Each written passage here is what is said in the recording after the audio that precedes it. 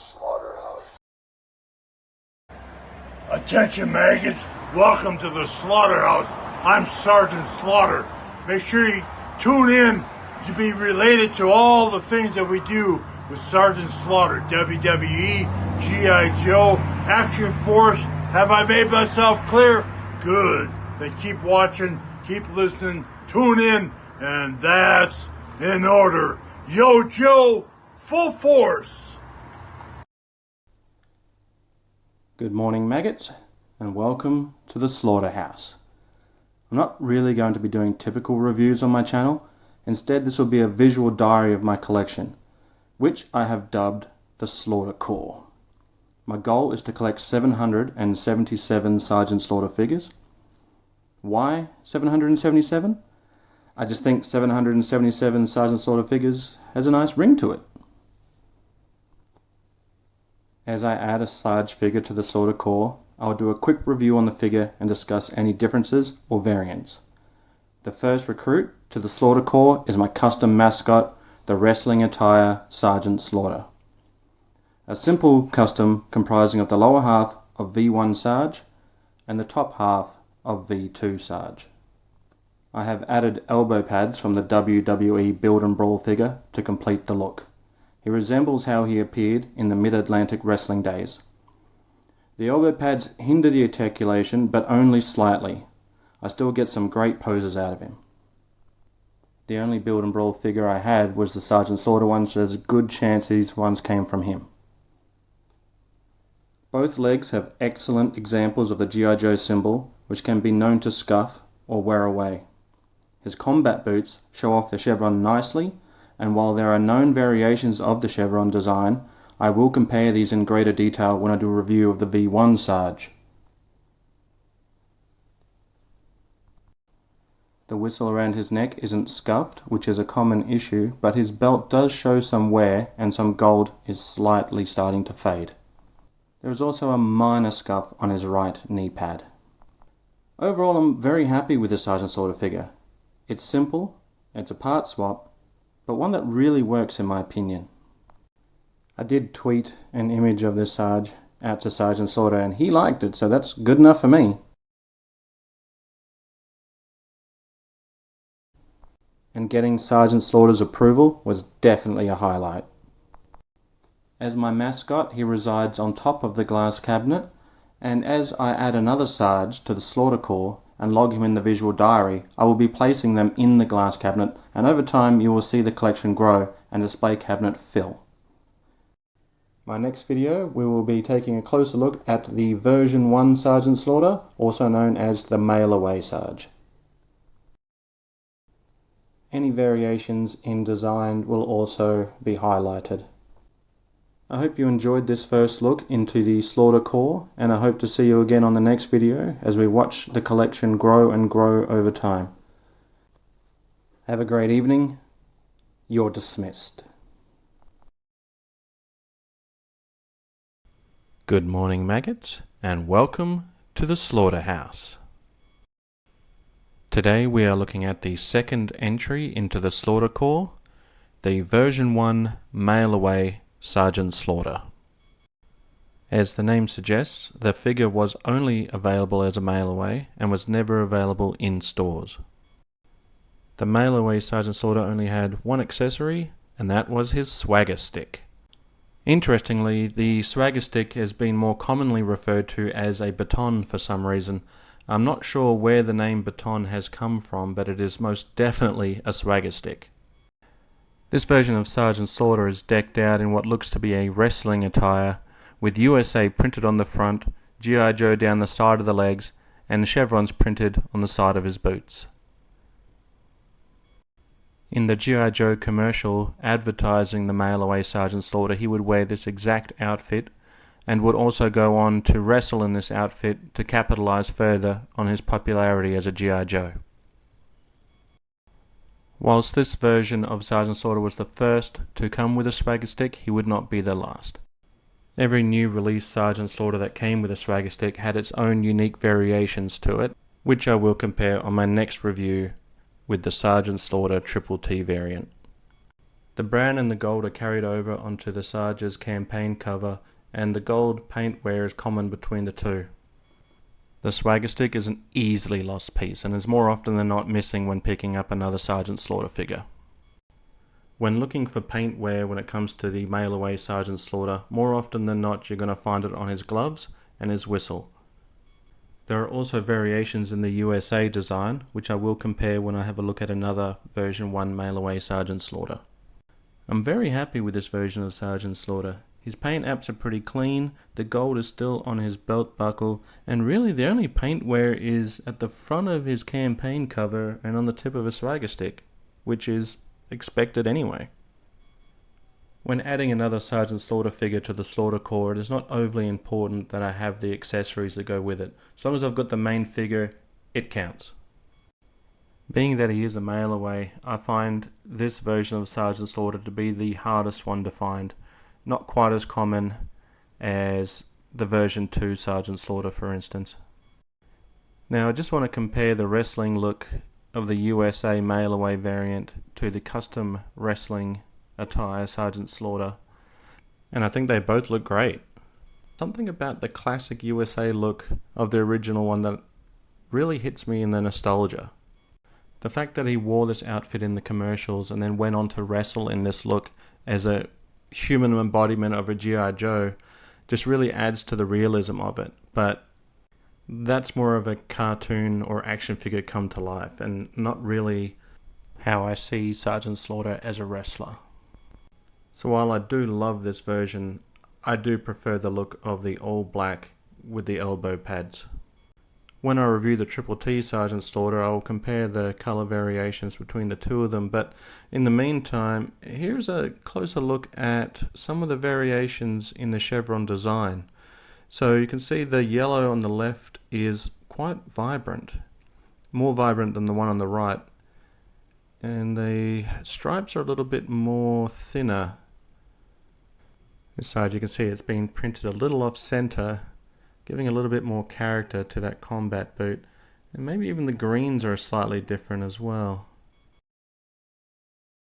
As I add more version 1 Sgt Slaughters, we'll check for more variations in the design.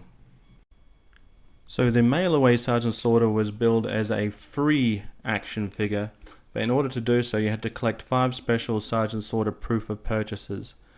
And these came in the form of certificates that you would find in specially marked packages of vehicles or action figures. So essentially that means that you had to buy 5 action figures or vehicle in order to obtain the free action figure. And as far as I'm aware, this offer was only available in America and Canada. Now if you only had 4 of these certificates, there was actually a secret code bonus number that you could ring on every Saturday until June 30th, 1986. You could call Sgt Slaughter on the phone number with a 50-cent surcharge and he would tell you the secret code. Or you could have Sgt Slaughter mail you the code, which I imagine is the same message you would have received if you'd had rung the number. So for the most part it was 5 special proof of purchases and $1 for postage and handling, but the Canadians had it a little bit different. In order to receive the free Sgt Slaughter action figure, you only required 3 G.I. Joe flag points and $3 for postage. But this wouldn't be the final and only way to get a mail away Sgt Slaughter. So if you snoozed on the first offer, it would come back around again, this time in the form of catalogs and promotional material. Hasbro would often slip into vehicle boxes and playsets brochures offering kids the chance to own certain vehicles or action figures that they may have missed out on or otherwise are exclusive only to mailways. And Sgt Slaughter would come up more than on a few occasions. More often than not, Sgt Slaughter would be the one to communicate these offers to you. Otherwise, it was a Cobra plot and you had to somehow release Sgt Slaughter from the clutches of Cobra. But basically it looks as if it was the same mail away Sgt Slaughter that was originally on offer.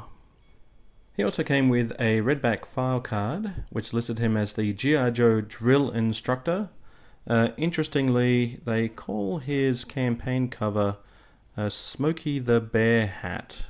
It also lists his secondary military specialty as survival trainer, and he is an E7 sergeant.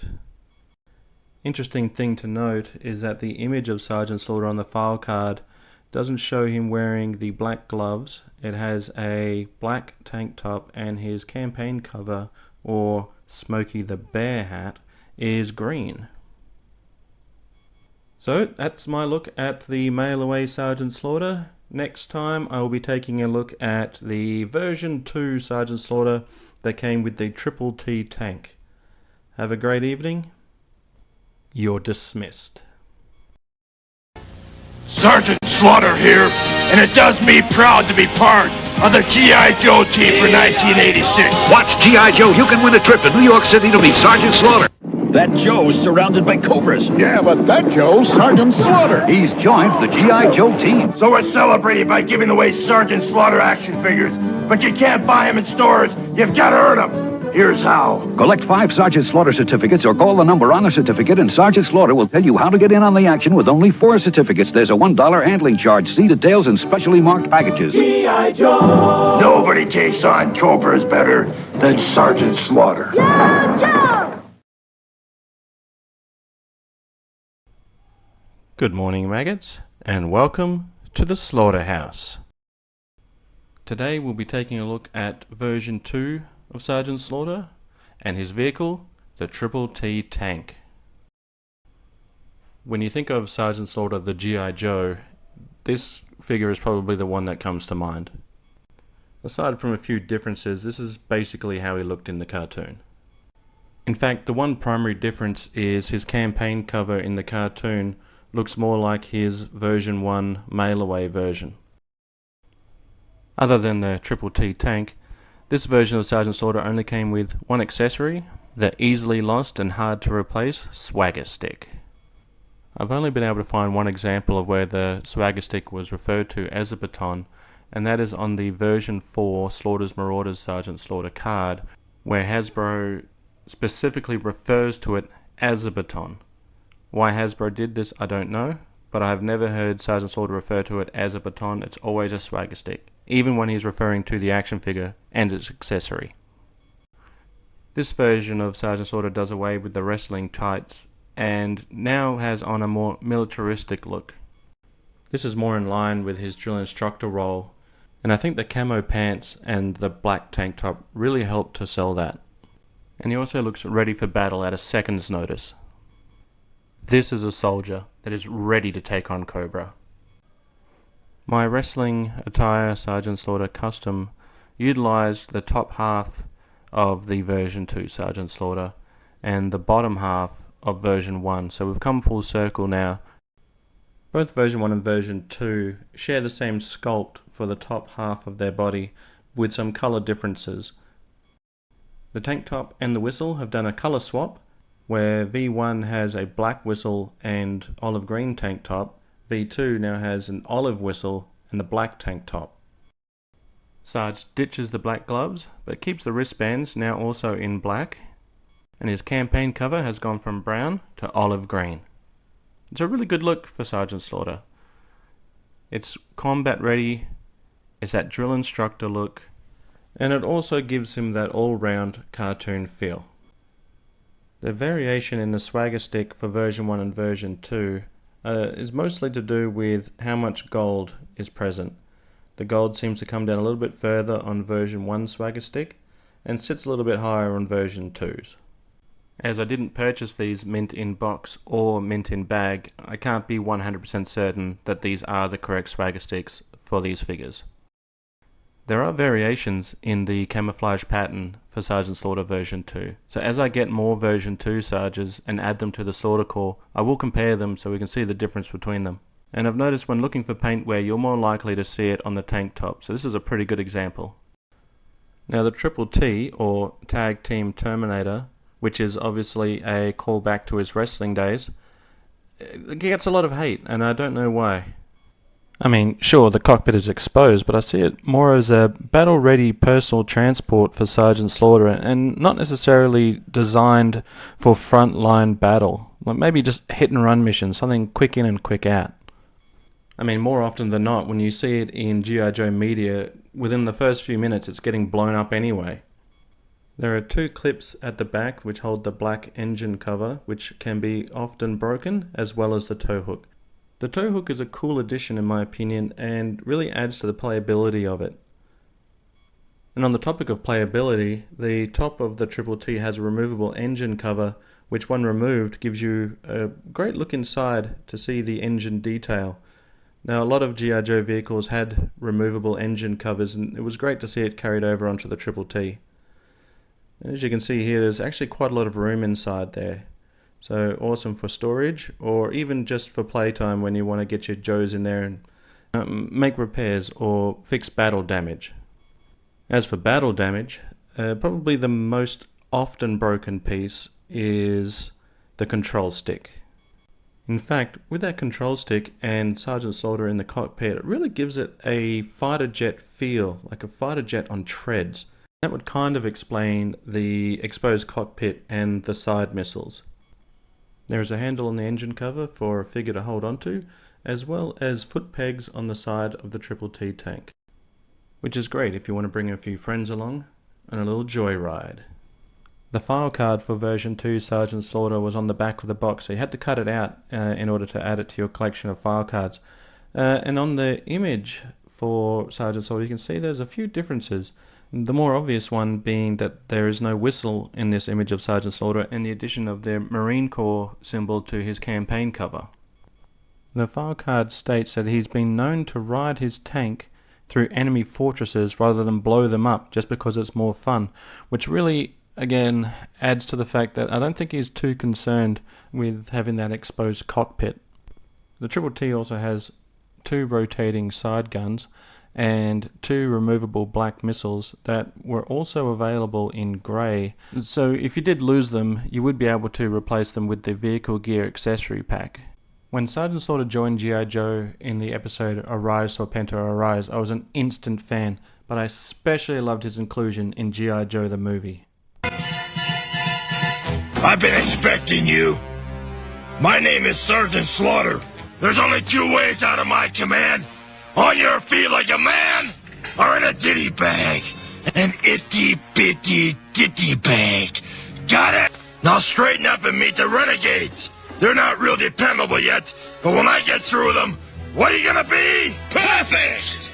That's right, perfect!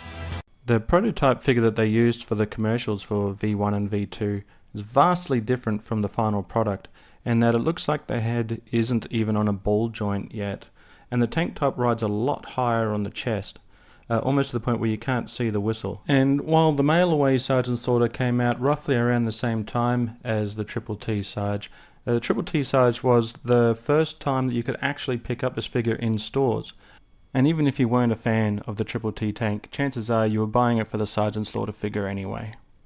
So that's my look at version 2 of Sgt Slaughter and his Triple T tank. Next time I'll be taking a look at version 3 Sarge and the Warthog. Have a good evening.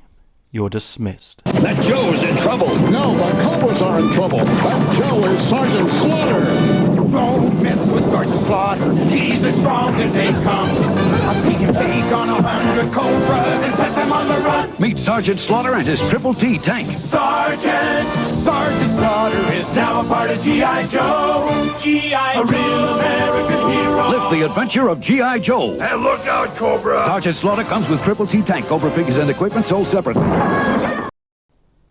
Good morning, maggots, and welcome to the Slaughterhouse. Today we'll be taking a look at the version 3 Sgt Slaughter and his vehicle, the Warthog. This is an absolute beast of a vehicle and an excellent troop transport. It's fitting that the Warthog has tusks on the side because this thing is armed to the teeth. And unlike the Triple T, this tank is fully enclosed and combat ready. And as for being combat ready, this version of Sgt Slaughter is ready for battle. His vest has some awesome detail, which includes a knife and a bullet bandolier, but I think the most obvious change is that he now has a removable campaign cover. Out of necessity, the campaign cover is sculpted to look a little bit more wider at the top, and sort of takes away that defined lemon squeezer look. Along with the dark brown combat vest, Sarge is now rocking some brown fingerless gloves and a really awesome looking US Marine Corps belt buckle. Now further removed from his wrestling look and his drill instructor role, this version of Sgt Slaughter is definitely ready for action. This guy is combat ready, he is wearing the appropriate attire for the battlefield, but he still has that signature Sgt Slaughter look. While version 3 Sgt Slaughter has mostly original sculpted parts, he does have legs that really closely resemble the Triple T Sarge, and if they're not a reuse of parts, then they were sculpted almost identical to each other. I mean, they got the same lines down the side, the combat boots look identical. There's minor differences in them, if anything. Whilst it is awesome to have a removable campaign cover, it does tend to have its issues. On some examples you'll find that the plastic is starting to degrade and it has a spotty sort of look to it. And if I'm going to be honest, I'm not even really a big fan of the campaign cover itself. It can easily fall off and it doesn't look as good as the sculpted one on V1 and V2. So I use this helmet, a helmet from Sergeant Savage, and I think it really suits his role as a tank driver. I mean, if he's going to be rattling around in that behemoth of a tank, it's probably better to have a combat helmet anyway. This version of Sgt Slaughter was only available with the Warthog. If you want a Sarge, you're going to buy the tank too. But in this instance, at least the tank is massive and definitely worth the price of purchase. Out of all the Sgt Slaughter figures, this one is definitely the most easiest to find still in its bubble, but that also has its issues, as the O-ring or the hook that attaches to the O-ring are often snapped and broken in the bubble, which kind of defeats the purpose of having one sealed anyway. As for the Warthog itself, there are known colour variations. This one here is more of the olive green, but there is a lighter green version. But that's not the only version of the Warthog that you could get. In fact, there was a pretty awesome mail-away version that was on offer. It just had some minute differences. All jokes aside, this is actually a pretty detailed micro vehicle. It's even got the tusks on the side to really give it that signature Warthog look. But that's enough about the micro vehicle, because it's time to go back to the beast. The missile system can be removed from the body of the Warthog, and the missiles themselves can also separate into two separate components. Even with the missile systems detached, the Warthog looks like a pretty awesome troop transport, and at the top you can see all that massive detail that's sculpted into it. The accessibility of the Warthog is what really gives it its play value. You got several points of entry for the troops, as well as several grenade launchers, a top-mounted cannon, and you can never go wrong with detachable missiles. And we also have the return of the removable engine cover. Inside you can see there's a fully detailed engine, quite a lot of room in there. The front hatch opens up for the driver's seat, and even though it can take a bit of finesse, you are able to get him in there with either the campaign cover or the helmet on. Now, even though this version of Sgt Slaughter didn't come with a weapon, you aren't without options, because you can remove the cannon and I guess have him running around the battlefield using that, which honestly isn't a bad look. One of the most easily missing pieces is that back antenna, and if it's there it's probably bent, snapped completely off, or at least warping. It's just awkwardly shaped and flimsy. The rest of it though is just pretty much perfect. The only flaw really is that antenna. The details on the back are beautifully sculpted, and we also get a return of that awesome tow hook too. But I'm honestly surprised there aren't any foot pegs back here for troops to hold onto, or even on the side for that matter. Now, as detailed as the exterior of this beast is, the real fun is inside, and there's really a lot going on in there, so let's take a look. Now, the easiest way to do that is to look at the internal shell on its own. And what you can see is there's really a vast amount of space in there in the back for the troops, but also some really detailed dedicated seating areas. And I was honestly surprised about how much unused space there was behind the engine. As well as the driver, you also have a place for whoever's using the cannon, the missile guidance system operator, plus space for at least 6 other troops. It's honestly mind-blowing to see how much detail they've put into this, considering that you're not even going to see a lot of it anyway once the shell's on. Like, there is minute details down to buttons and dials and circuitry that you're just not going to appreciate without actually having taken it apart. Even the missile guidance system has stickers on there that really help to bring it to life. And if I've got one complaint, it's that they didn't add any further stickers to the back. How cool would this area have looked if it was used for mission debriefing, or showed some sort of schematics, or a computer console, anything just to really make that area pop. And considering how much sculpted details went into the Warthog, a few stickers really would have made it come alive. As for sculpted details, there's this little thing here. I'm not really sure what it is, but it's directly under where the cannon is. So I like to pretend that it's some sort of energy source or a power coupling that would link up to the cannon above, and that's where it gets its power from. And the viewports in the back also offer some strategic advantages.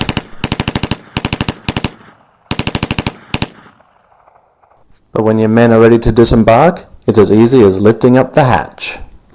Just like with the Triple T, you had to cut the file card off at the back of the box in order to add it to your collection. And there are some pretty interesting things on here. Secondary military specialty is no longer survival trainer, it's the Warthog AIFV driver. Plus the Warthog is shown with control sticks. And once again, if we have a look at the image of Sgt Slaughter on the file card, you'll see that there are some differences between that and the figure itself. But unlike the file card art used for V1 and V2, we can actually explain why there are these differences. The original prototype for the Warthog driver Sgt Slaughter used the head and arms of the already established Sgt Slaughter figures, but used the upper torso at least of the tunnel rat G.I. Joe. They even went as far as to use this prototype in the advertisements for the Warthog, as well as advertisements in catalogs and magazines, and so I'm sure this is the reference material used when the artist decided to add Sgt Slaughter to the card art. So somewhere along the way they've sculpted a new torso and head for Sgt Slaughter and decided to give him that removable campaign cover. And it's because of that removable campaign cover that you're going to see most of the paint wear coming from the top of the head. Everywhere else seems to be not too bad, and that's probably because he's sat in a tank most of the time. So that's my look at the version 3 Warthog driver Sgt Slaughter. Next time we'll be looking at version 4, the Slaughter's Marauders Sgt Slaughter. Have a great evening. You're dismissed. Cobra's stolen the defense plant and is heading for the stiletto! Stop him before he launches into space! We'll take the desert fox! We're too late! Look, it's Sergeant Slaughter riding the Warthog! Nobody beats G.I.Joe, fighting hard against the Cobra foe! And nobody beats G.I.Joe, a real American hero! The traps are mine! What happens next? Find out in Marvel Comics. Nobody beats G.I.Joe, G.I.Joe Desert Fox! But the fox had better look out for the Cobra Stiletto! Cobra Stiletto's giving Joe the chase, then blasting its way into outer space! And on the Warthog is Sergeant Slaughter! But nobody beats G.I. Joe, the G.I. Joe Warthog! Over the water and in the fog, the Warthog fights like a rabid dog! But nobody beats G.I. Joe, a real American hero! Stiletto comes with pilot, Desert Fox with driver, Warthog with Sergeant Slaughter! Good morning, maggots, and welcome to the Slaughterhouse. Today we'll be looking at version 4 Sarge, Slaughter's Marauders, Sgt Slaughter. This figure was the first time Sgt Slaughter was available as a single carded figure. You didn't have to mail away or pick up a vehicle in order to own a Sgt Slaughter G.I. Joe.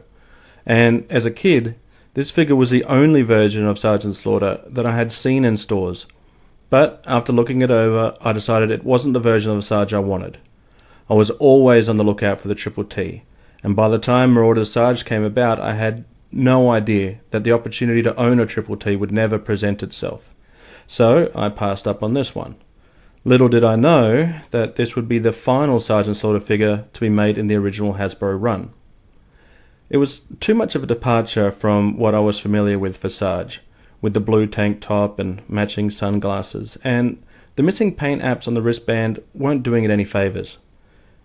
There is a single paint application on the top of the campaign cover that I would have gladly done without in favour of the wristbands. His mould is made up entirely from the mail-away version, and honestly, what a difference that paint makes.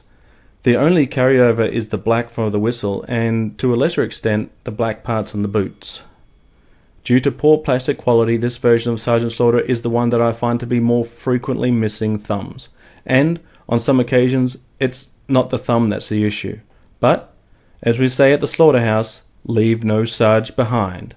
And a battle-damaged Sarge is always welcome in my collection. A little history goes a long way, and adds a lot of character. His one accessory was the easily lost swagger stick. My swagger stick! Thanks! Which I have come to find has the least gold paint present when compared to the others. In the cartoon that came after the G.I.Joe animated movie, not only does he carry around his swagger stick, but uses it effectively against Cobra. Cobra! Yo, Joe! The card art is a pretty good representation of the final product. They have gone as far as to not include the wristbands on the character, but I guess they just assumed we would ignore them on the figure. The symbol on the campaign cover is different to the figure, but that's pretty standard at this point. And the artist has drawn his lower half wearing combat fatigues instead of the wrestling tights. In fact, the lower half looks to be drawn exactly from the Triple T version of Sgt Slaughter, as evident by the belt design.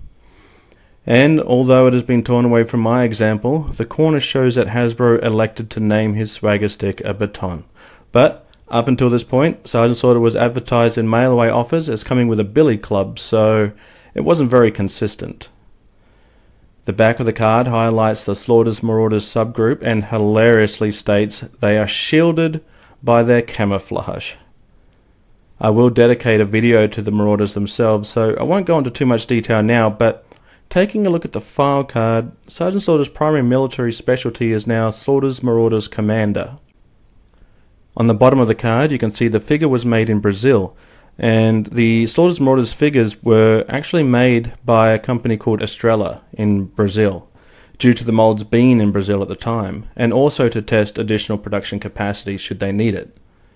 The results is that the Slaughter's Marauders figures have extremely brittle plastic. Not as bad as the Indian Fun School G.I.Joe, but that's why you see an extremely high frequency of broken thumbs and crotches on Slaughter's Marauders figures. The prototype images from Marauders Sarge is probably the least drastic in design changes. It's still the same figure, but the paint is only minimally different than the final product.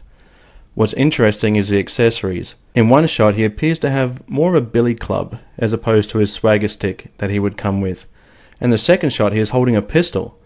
This would have been the only time in the vintage line where he would hold a firearm.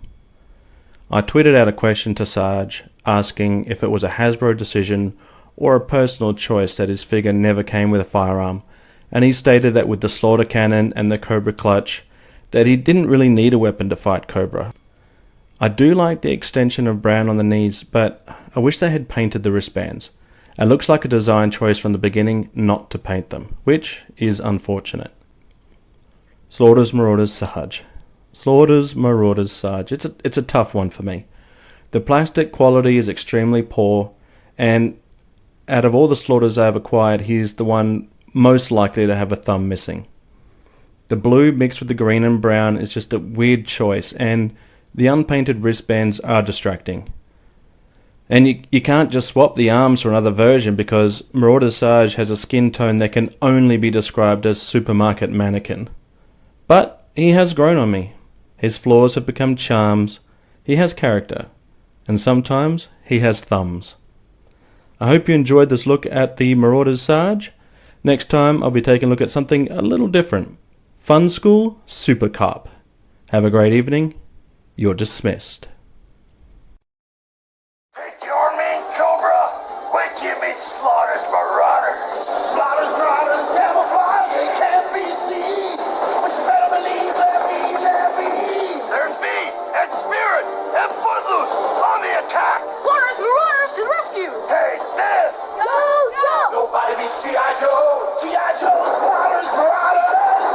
Supervisor, Armadillo, and Blinks. Figures sold separately. Nobody beats G.I. Joe. You, Joe! It's time for bed.